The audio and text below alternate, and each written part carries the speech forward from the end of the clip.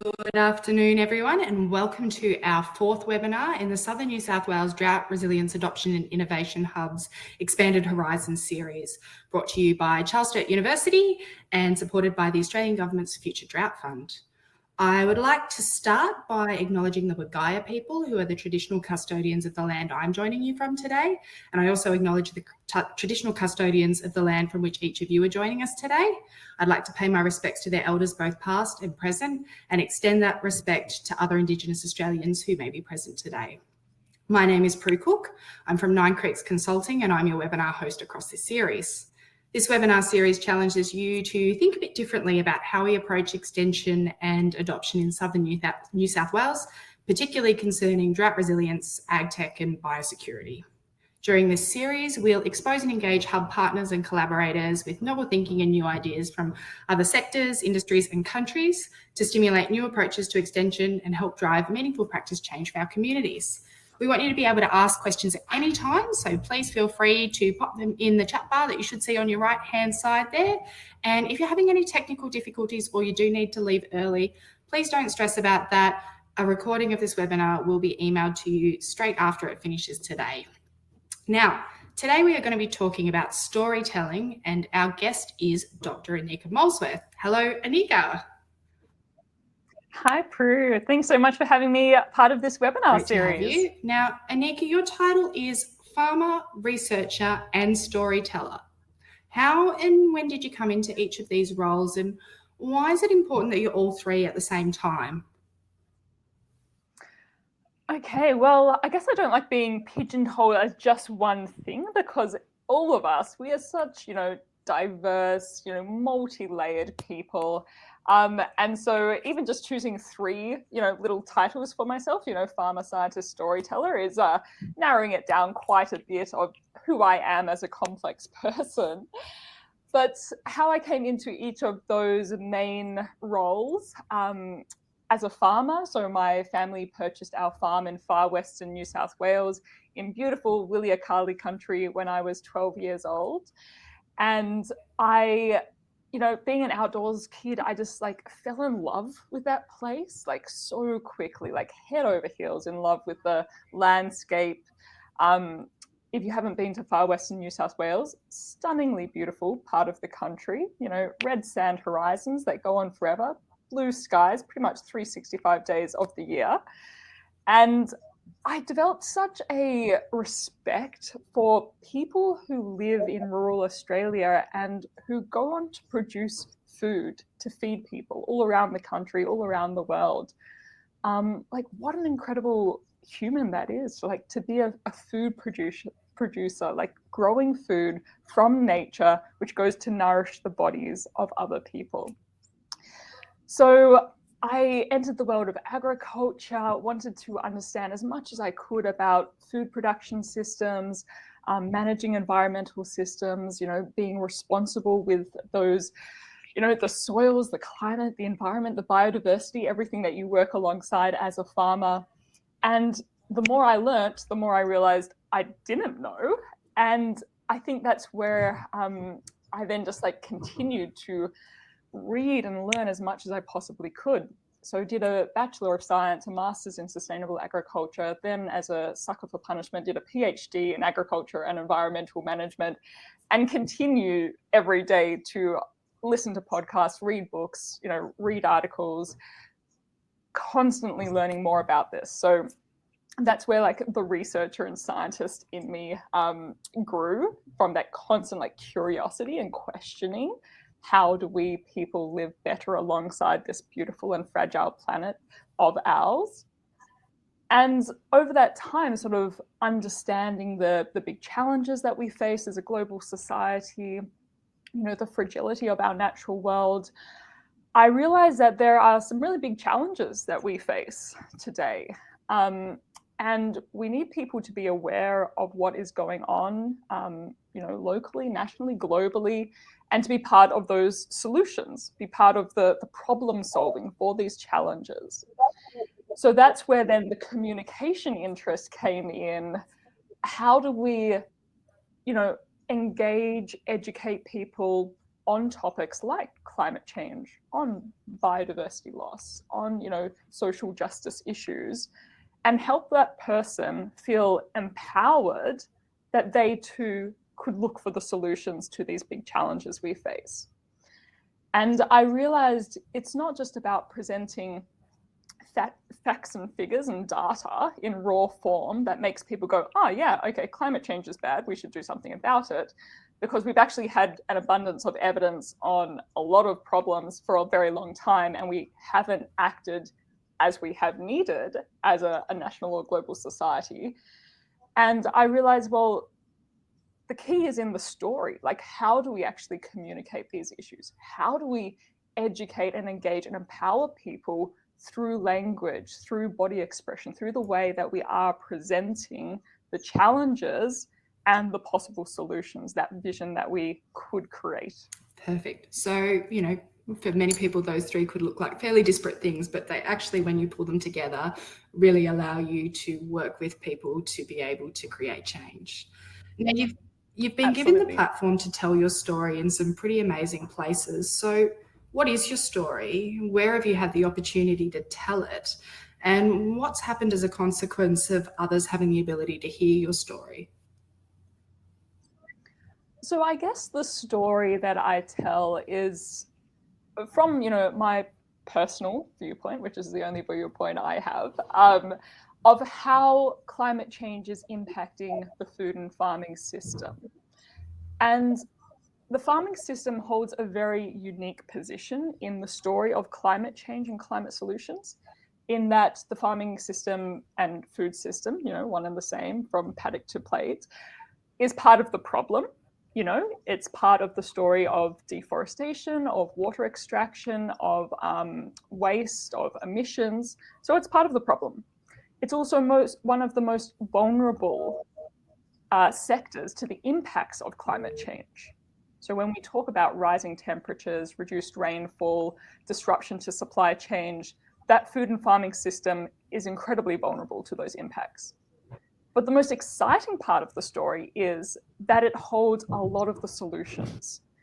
And when we actually look at, say, the Paris Agreement and the nationally determined contributions to reduce greenhouse gas emissions and solve climate change, the food and farming system makes up about 80–90% of those nationally determined contributions. So countries around the world have identified the food and farming system as a key player, the central player, if you will, in solving climate change. And when we take the story to that place, it starts to get really interesting and really exciting. What can we be doing on farm in our paddocks? What can we be doing along the distribution, processing, manufacturing stage of the supply chain? What can we be doing in our homes? When we go to the fridge and pull food out, there are so many ways that we can be addressing the big challenges that we have identified and improving the food and farming system for the better. So that's sort of the story that I'm sharing, that I have learned through my own education, both formal education at school and university, as well as, lived experience on the farm, having opportunities to travel around the world to work with farmers in different countries around the world. And from those experiences, I then, developed that interest in communicating the issues and the solutions that are out there in terms of climate change and food security. And people have they wanted to know, they're interested. People are concerned about these issues, but often they feel quite daunting, overwhelming. These big picture challenges we're talking about, complex challenges. And people want to know, well, what can I do? So that's sort of the crux of it, is how do you communicate in a way that is on the same level as your audience, and that they can pick up that message and go, now I know what I can do in my own life or in my own sphere of influence. And so reaching those people has been through many different platforms, from television, like talking on the project or on the drum. It's through standing on stages, doing a TEDx event, which was fantastic. It's having more personal conversations. with politicians, with farmer groups. I even had the delight of meeting Prince Harry to talk about climate change and food systems. So when you mentioned, the incredible places that I have been able to share the stories, that stands out as a highlight too. So I've had all these opportunities, and I guess what I hope comes from those opportunities, from actually speaking with people and sharing this message, is that more people feel that they too can raise their voices on issues that matter to them, and that they can help empower others to help solve some of these complex challenges that are out there, that are very real, and that need to be urgently addressed. Wonderful, thank you. Now, in our past two webinars, storytelling is something that's come up. So back in June, we spoke to Patrick and Laura from Porter Valley about how to get people to pay attention to a message even when they're not that interested. And storytelling was one of the things that was mentioned as a way to engage people. Last month with Joe Eady, I can see you're online there, Joe. Hello. We're talking about co-design, and that co-design is giving people with lived experience the opportunity to tell their stories so that we can use that to design better with people instead of for or to them. So why are humans so geared towards storytelling? What do we do with stories, and why are they so powerful? Yeah, so our human brains are really wired for stories.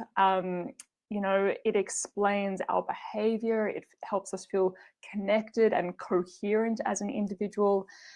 And when our brains hear a story, we try and make sense of that narrative. We often build an emotional connection to the person who is telling that story. And we also learn from that experience. And that's, I think, one of the most, important things, evolutionary things, of why we connect so quickly and well to stories, is that we're learning from that experience to increase our own survival, our own way of well-being and living. For instance, this happened to me just a few months ago. I was on a webinar with a lady, and she was telling me that she was out in the paddock with her daughter. She was walking through the long grass, and she felt this like punch on the back of her leg. She didn't really think about it much at the time. She looked down, couldn't see anything, continued on, got in the car with her daughter. A few minutes later, was just feeling a bit uneasy about what that, hit on the back of the leg was. Rolled up her sleeve of the trouser and saw 2 puncture marks.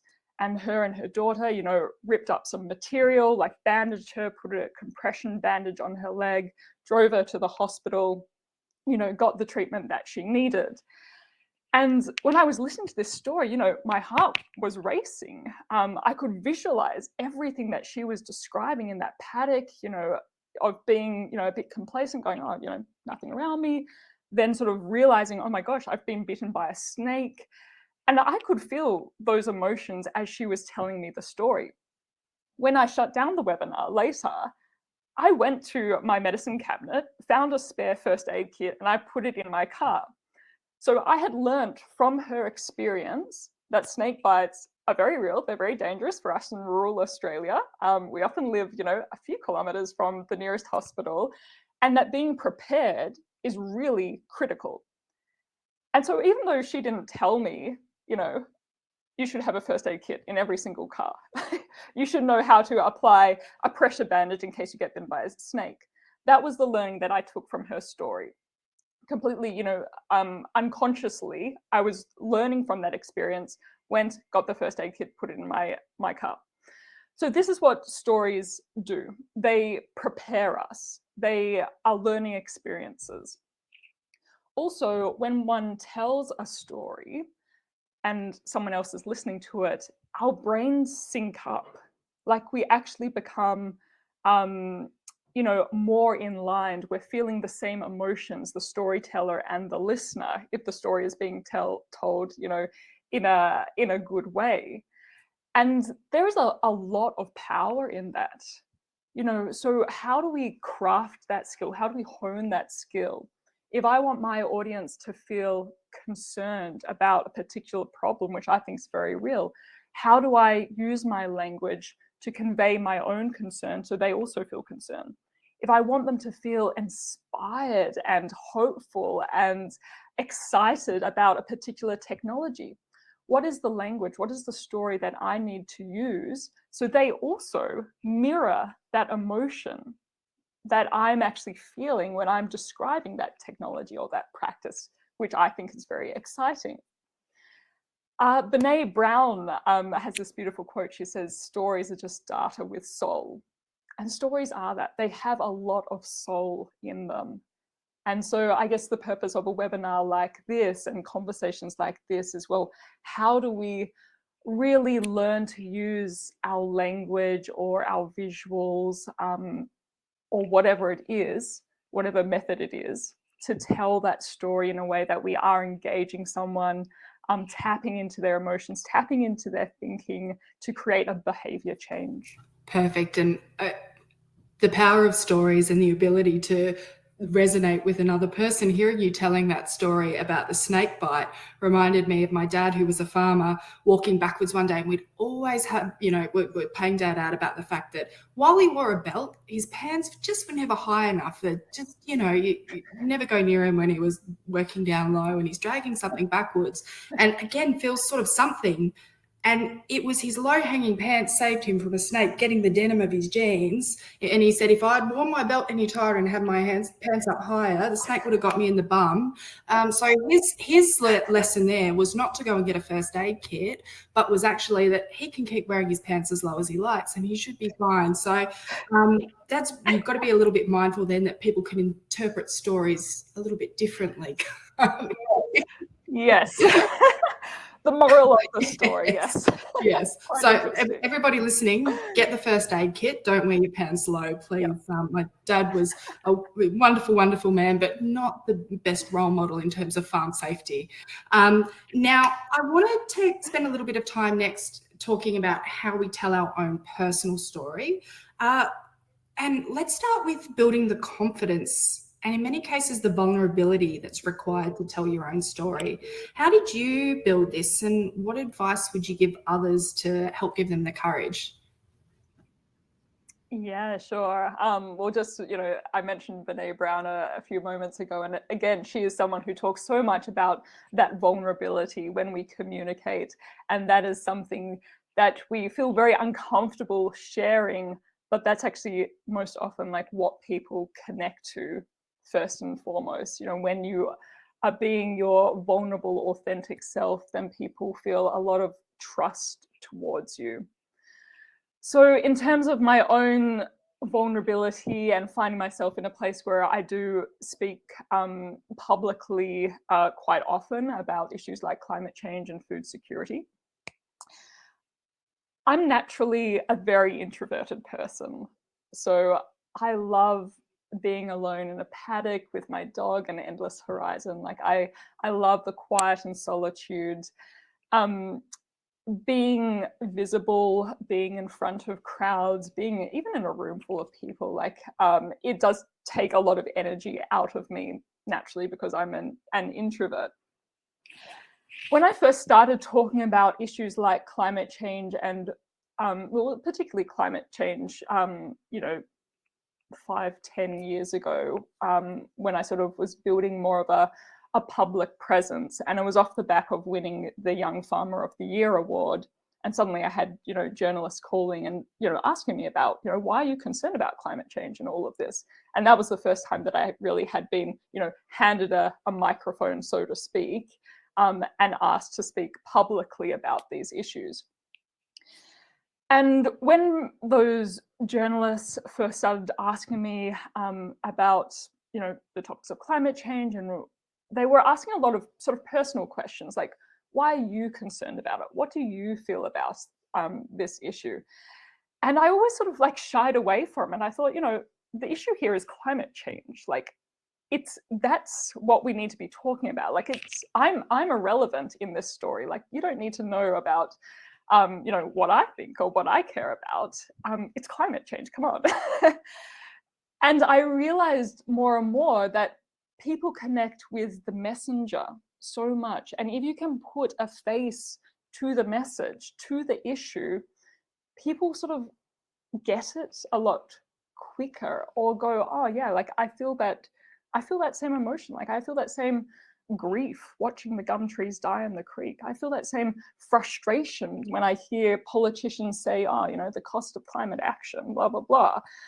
And so it was actually conveying my own experiences, my personal experiences with climate change, my own emotions related to this topic, that people were connecting to that topic through me.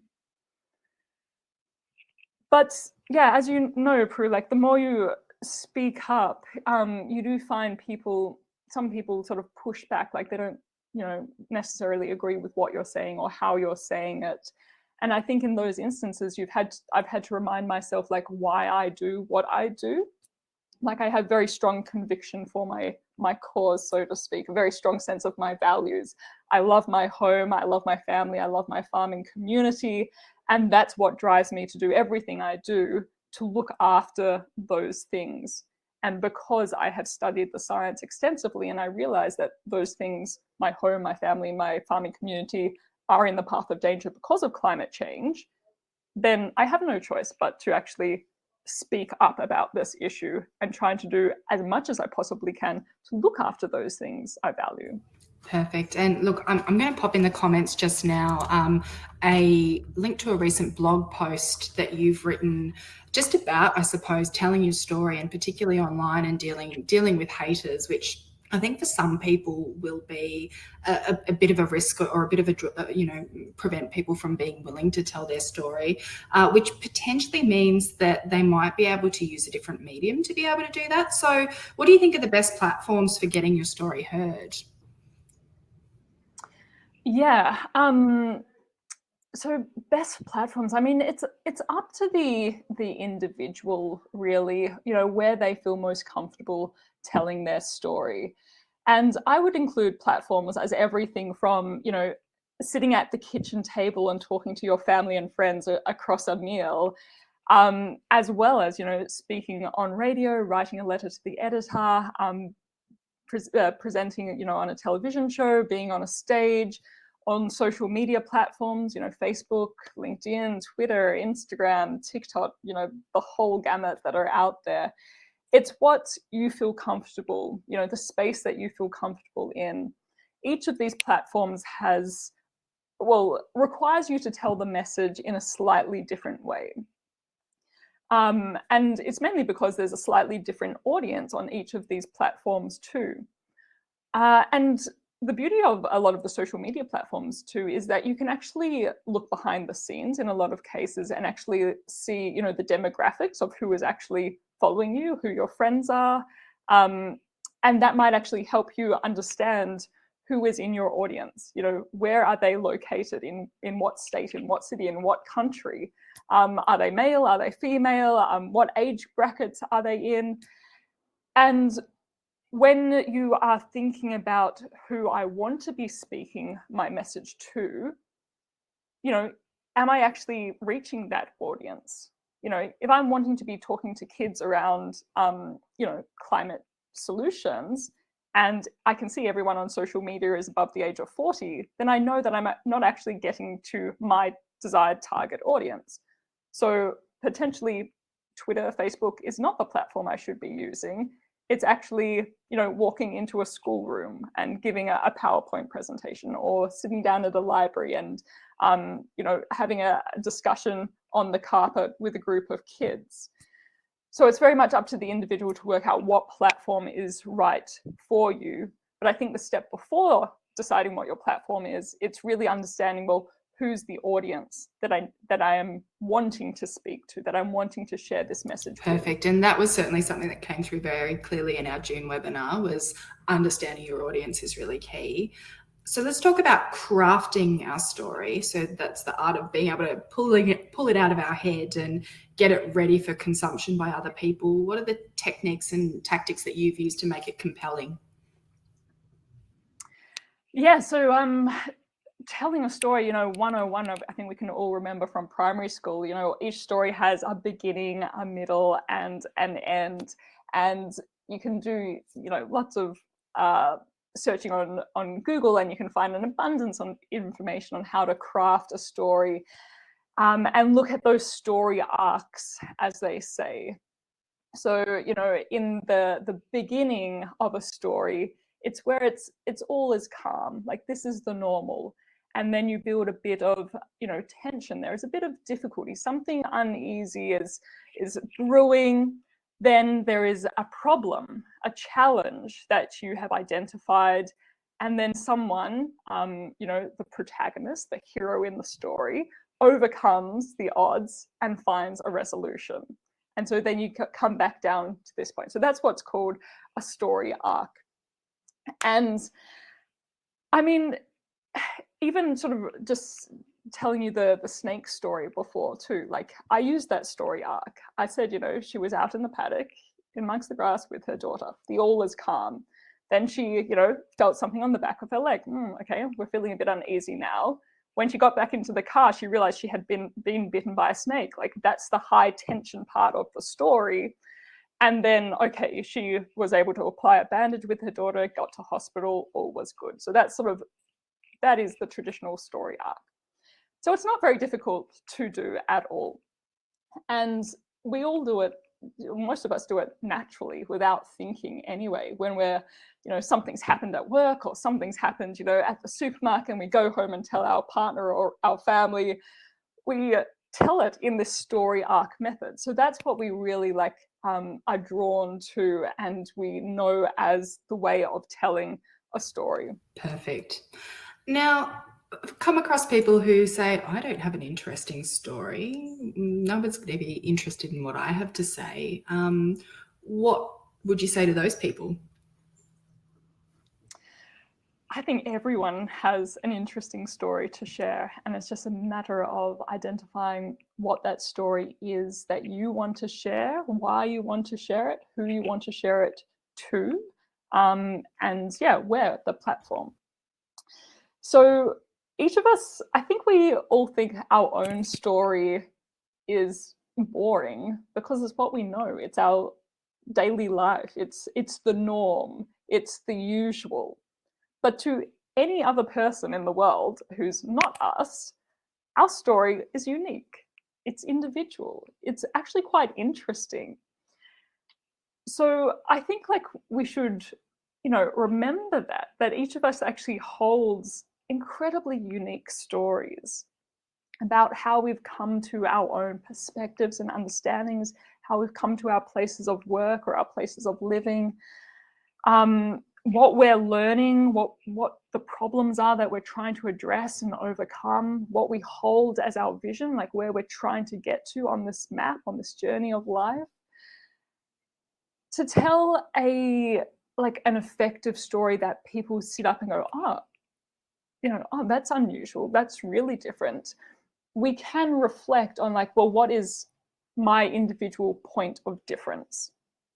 So for instance, when I do a lot of communicating, I talk about my home in far western New South Wales because not many people live out in far western New South Wales. And so when I describe the ruby red sands, you know, the marches of emus across the landscape, you know, my wild horse who I can never catch, like people in the city, like they go, wow, like that's so unusual. And so I have like reflected over time of like, what's my point of difference to the audience that I'm speaking to, that they'll go, oh, okay, well, that's a learning, or that's something new, that's something interesting, but not so different that they can't relate to me. So I also share at the table with my family and eating a good plate of food. Like that's our shared interest.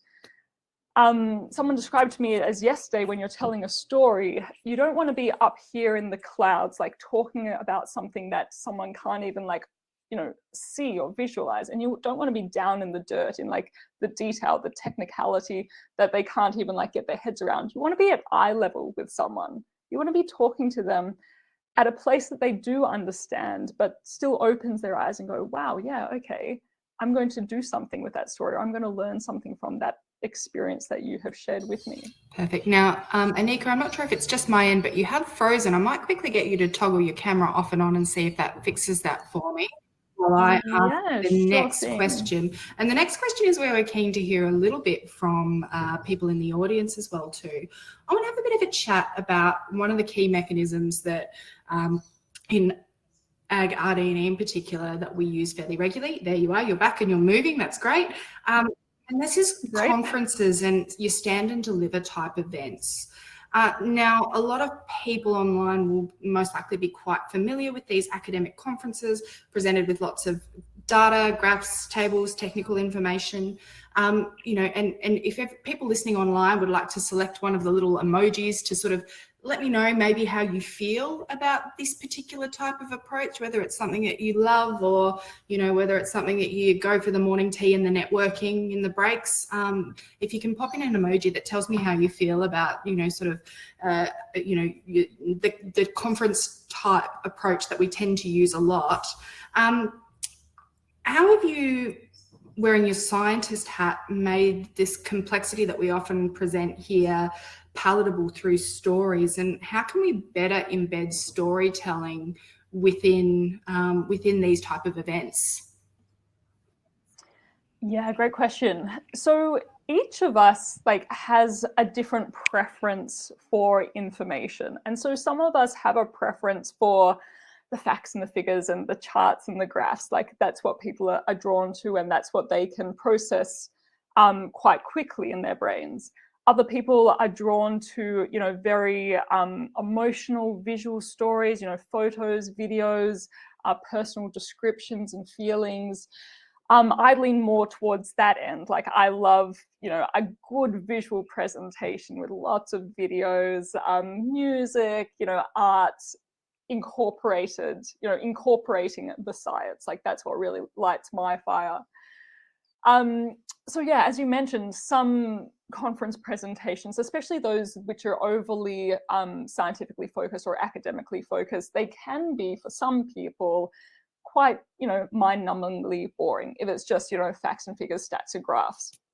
So how do we actually share that very important information that is in those facts and figures in a way that more people go, oh, wow, that's what it means. And oh, wow, like I feel that at an emotional level. And that's actually going to change my behavior because I feel a physical response, a biological response to the information that I am receiving.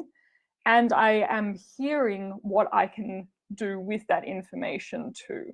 Like I feel a sense of empowerment and feel a sense of agency now that I can use that information to change my behaviors or my workplace practices or whatever in response to that.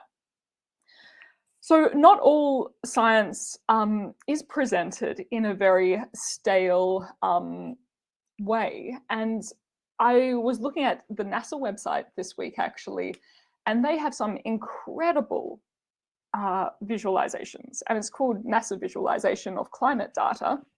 And I really do encourage people to have a look at it because one would think, oh, you know, climate data, boring.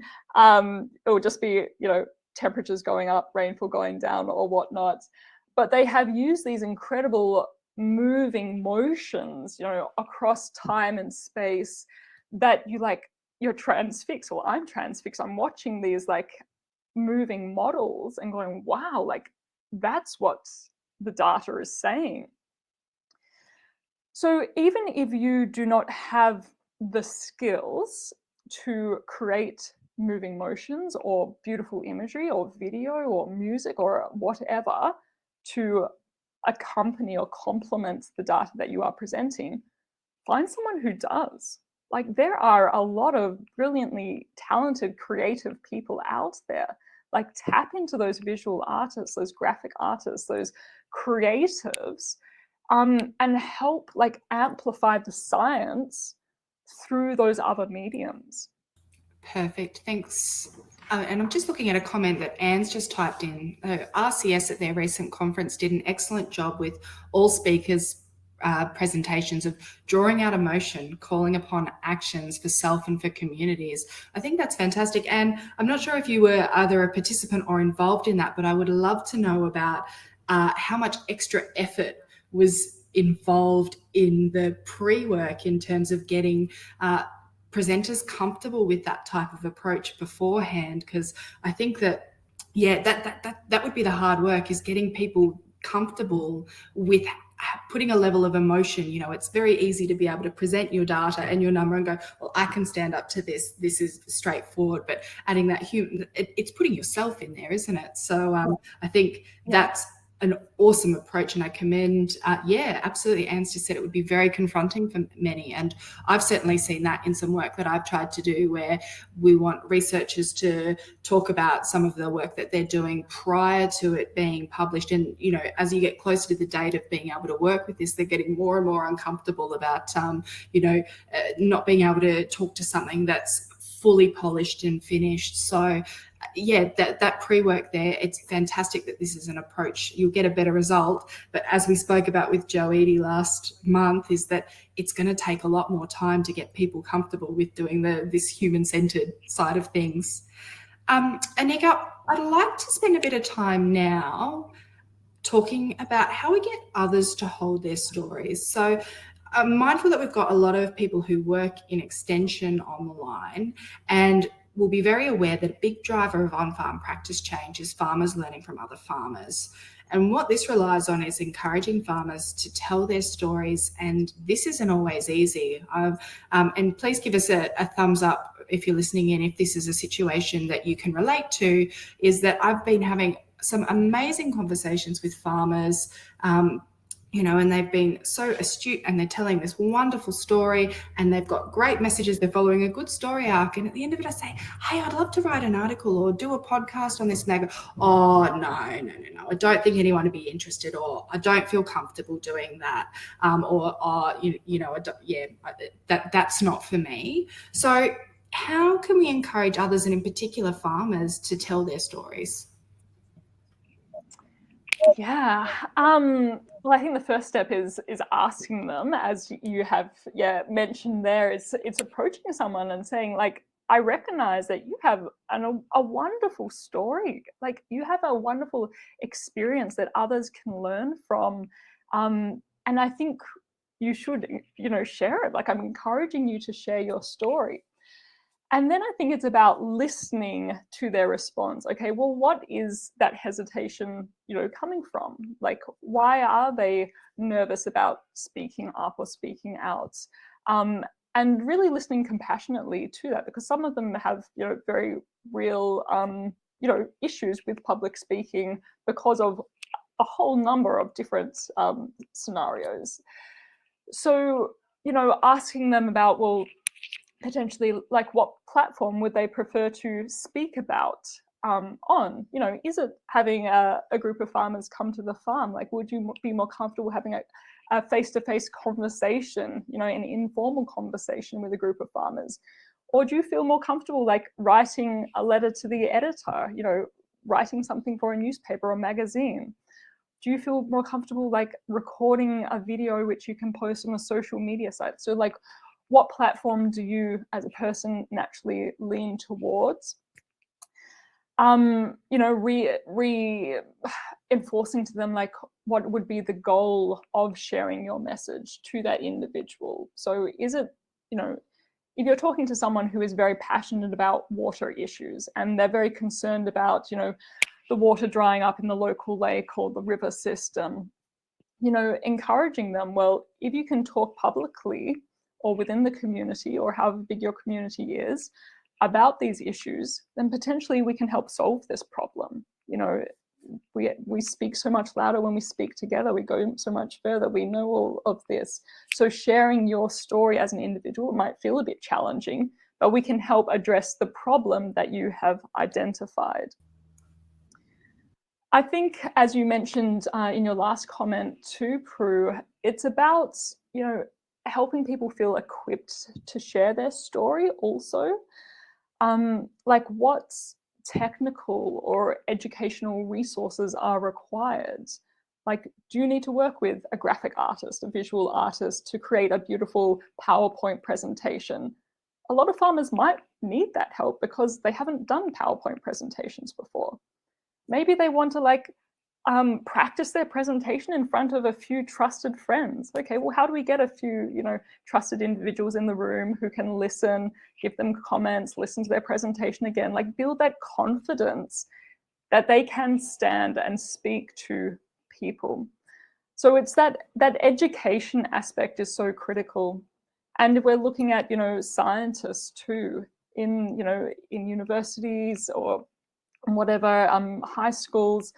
How do we incorporate communications as part of that scientific training too? So, that science communication role is improved. Perfect, thank you. And I just want to acknowledge Katie's comment that she's just popped in now, which is in response to the conference that Anne was talking about. Katie was actually one of the presenters, and she said it was a very interesting experience. The amount of prep work was not as much as she thought it would be, but they did have a number of practice runs on our talks. We did have to consider carefully what information we were each comfortable with sharing and how to do this. The day itself was confronting / overwhelming due to the sheer number of people attending and the quality of speakers sharing the stage. Everyone was positive and gave great feedback. That's fantastic. And I think that sort of ties in really nicely with what you've just said, Anika, which is around supporting people to tell their stories. I'd like to give an example of some farmer storytelling that I do in my work. And it's around a forum that I've run a couple of times now. And the idea is about improving intergenerational communication within family farms. And the way that we thought we'd do that was we can't really get an expert up to talk about this.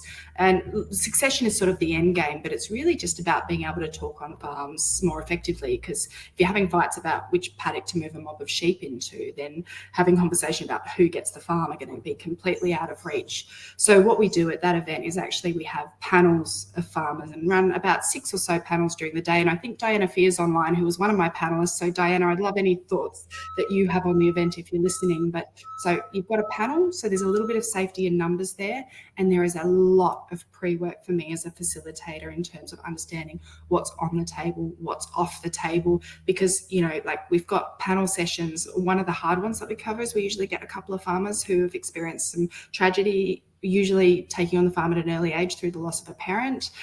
Which is, a pretty hard-hitting one, but that is the one that everybody in the audience can put themselves in those shoes and go, if that was to happen to us now, would I be okay? Would my kids be okay? Would the farm be okay? So, as a facilitator for that, you need to take that incredibly seriously. But I do have a lot of people when I talk about that event go, God, how do you get people up on stage? And in fact, for that event, I've never had anyone say no to me, because I think, when they've got a story to tell and they realise the importance of cohesiveness in family farms to the sector and the community, then, they realise the importance of telling that story in terms of preventing perhaps other people from going what they're going through. So I think, that's an event that I really love doing, besides finding it quite emotionally draining. Now, in Extension, we're pretty big on using case studies as a communication tool. So is a case study, that's essentially a story, right? And how can we improve case studies through better storytelling? Yeah, beautiful. So a case study, absolutely, it's a story. Often in the case study we read, there was a problem experienced by an individual, they took this and this steps, and then there was this outcome. So again, there's the story arc there. In terms of, captivating case studies, case studies that are local, that are personal, that are urgent, these are things that we connect to more readily. But tapping into what we spoke about earlier too, the authenticity, the vulnerability of the person who is communicating is really important to actually engage the listener or the audience. And so actually talking about what we fear, what we grieve over, what we are excited about, what we are hopeful for what our vision is. Like sometimes we feel so nervous about saying those words, even saying, what we love. People go, oh, I don't want to talk about mushy old love. But in the end, like, that's why I do what I do, because I love my farm. I love my farming community. Like it's based on love. And so I think we have to get better at, cracking ourselves open sometimes and going, yeah, this is the real me. Like, this is it. And this is why I do, and I talk about what I do, because I care so much about these certain things. And I think that helps when you do get pushback or you do get critics too, when you know like what your foundation is, why you get up in the morning and you speak about what you do and do the work you do.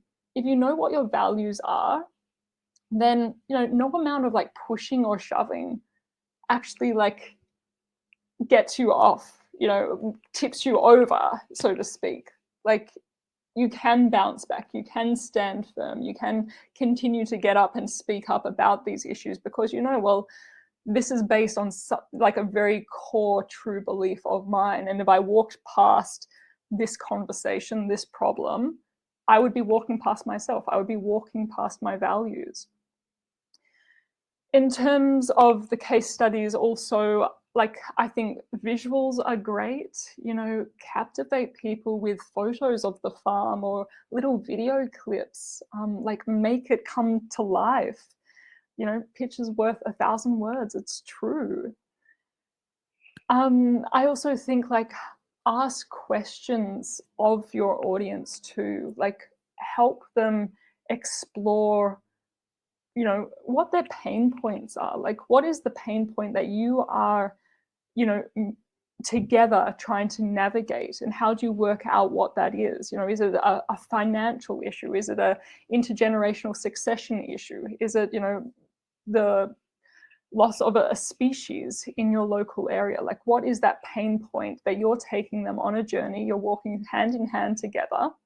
You're not out there, up in front saying, I know everything, I've got all the answers. But I'm like, I'm questioning this. I'm wondering about this.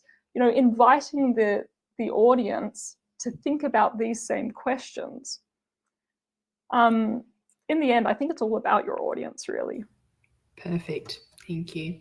Now, this is a question for you, Anika, but also asking the audience as well too. And Anisha, I notice you've been really fantastic at sharing some resources in the chat as we've gone through today. So feel free to continue that, and everyone else can get on in. I want to talk successful storytelling. What are some of the best examples of storytelling that you've come across? So not just the storytellers, but also the platforms for storytelling. Yeah, well, I mean, in terms of like the traditional story arc and the way to tell a story and what is most engaging, it's kind of like fairly universal. It's Lord of the Rings, it's Harry Potter, it's Lion, Witch, and the Wardrobe. It's the all was calm, then there was an issue, there was a problem, an unlikely hero, the protagonist, learnt, asked questions, suffered some like knockbacks, but eventually found their feet and resolved the issue. So that's what a successful story is. And when we, read any book, look at any, movie or whatever, it's that same story pattern. In terms of people who I think have a fascinating thinking around storytelling and why we tell stories, the evolution, human evolution behind why we tell stories, Yuval Noah Harari is incredible. So he's the author of *Sapiens* and *Homo Deus* and 21 Lessons for the 21st Century. He's an incredible thinker from Israel. He has a lot of podcasts out there, does a lot of communications on these topics. So if one wants to like dive into like the philosophy and thinking and the evolution around stories and our current stories that we tell as a society, he's an amazing person to follow. Other platforms, again, like in terms of the best platforms, it really is up to the storyteller, identifying where their audience is, their desired audience. One way of doing this is also to think about who are the influencers that your audience is already listening to or watching. So for instance, if I want to talk to urban foodies who love their food and I want to talk to them about how climate change is impacting the meal on their plate, Well, maybe my target audience watches MasterChef. So how do I reach out to the MasterChef winners or the MasterChef judges and say, hi, I'm Anika. I'm very interested about climate change, and I'm very interested in teaching people about how it's impacting their foods and how we can eat better diets to address this problem. So how do I tap into the influences of my desired audience and leverage off them? Because they already have the networks in there. I think also another clever way of going about it is to look at what communicators really resonate for you. Like when you absorb news, video, written word, like who are you drawn to? Who do you really go, yeah, like I get the way that they're communicating this issue. I really like the way that they're translating a complex topic into something really digestible that I can like pick up and go away with. Like actually dissecting, like how did they do that? Why am I so engaged with that style of communication? So some of the, the communicators that I admire, Michelle Obama as well as Barack Obama, Jacinta Ardern, there are some amazing people who speak. And I go, wow, like I'm hanging on every word you're saying, even though it's not a topic that I'm particularly like familiar with. Like the way that you're presenting, your body language, your face, the way that you're using your face, the way that you're smiling at the end of a sentence, or the way that you're, giving me examples like of lived experience throughout this conversation. What techniques, what tricks of the trade of storytelling are you using that's making me hang on every word? Something that I have done in the past too is to identify a storyteller or a communicator that I really admire, and if they've done a video, actually put them on mute, not listen to what they're saying, but just watch their body language. Like, where do they actually stop? Where do they look? What are they dressed like? Because it's not just about what's coming out of our mouth when we're telling a story. It's everything. It's, the emotion we convey in our face. It's how we present ourselves in our clothes and our hairstyle and everything. So learn what resonates with you, what connects with you, and then sort of incorporate it into your own storytelling in a very authentic way too. Like, don't try and be someone else, like be yourself, but learn those tips from others that you admire. Perfect. I think that's a great example, Anika. And it's always interesting when people come and say, oh, we want to produce a podcast, for example. Okay, what are examples of podcasts that you like? Oh, I don't listen to podcasts, or consume, get to know what it is that you're wanting to do and what works for you. Perfect. Now we're getting close to finish time. So now is the opportunity for people listening in. If you've got questions for Anika, please type them into the chat. Let's do some show and tell. So obviously, Anika, today is just a bit of a preliminary chat. From here, people will be, potentially having some questions, wanting to do some more learning. Obviously, one of the things that they can do is purchase your book from your website, Our Sunburnt Country. There we go. I love that all of our presenters keep giving me books to read. It's very, very much appreciated to add to my emotional support pile of books next to my bed that keeps getting bigger and bigger. But Anika, what are the other books, people, podcasts, organizations, etc., that you'd like people to go away from and look at if they're wanting to find out more after today? Well, when I first started writing my book and very soon realized that, oh my goodness, how do I actually write a book? I went looking for organizations that support that skill of storytelling. And the Australian Writers Centre is one that I came across, and they have a whole array of different courses on offer, from, if you're wanting to write, editorial pieces, or if you're wanting to write, creative fiction, if you're wanting to write, non-fiction. And it's not just about being a writer, it is about understanding the storytelling technique. How do you build a character when you're telling a story? What do you describe? How do you describe it? How do you convey feeling and emotion? How do you use like language techniques like metaphors or alliteration or poetry that like really spark people's mind and like keep them captivated? So the Australians Writers Centre is one that I would definitely direct people towards and say, if you want to learn more about storytelling, they have so many courses out there. I listen to a lot of podcasts in regards to storytelling, especially when I was writing the book. So the Writer Files, the Creative Pen, the Creative Writers Tool Belt. But I mean, there are hundreds of podcasts on writing as well as storytelling. So pick and choose which one you love. Books. There's a great book called Talk Like TED that really helps you develop, your presentation and communication skills, telling a story in a succinct and effective manner. How to Present by Michelle Bowden. She's an amazing Australian presenter. She gives some really good tips about what to think before you stand up and present, what to think about when you're actually presenting, and afterwards, how do you actually reflect, evaluate, debrief on what worked well, what resonated with the audience, what could be tweaked for next time, what can you improve?